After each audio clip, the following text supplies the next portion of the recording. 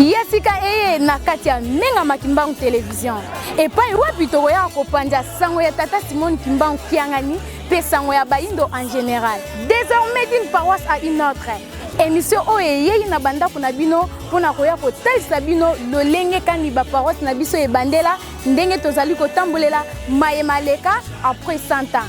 Na yango émission wana ekobanda kokambama na wangai wa bino ndeko mama c'est prévu kwanzani. Na yango nazali ko senga bino restez toujours branchés pour te boko ka bongo ko landa biso na mokolo oyoyo sepeli ko landa émission ya d'une paroisse à une autre et pas wangai wa bino mama c'est prévu kwanzani na pesi bino mbote mingi pe bye.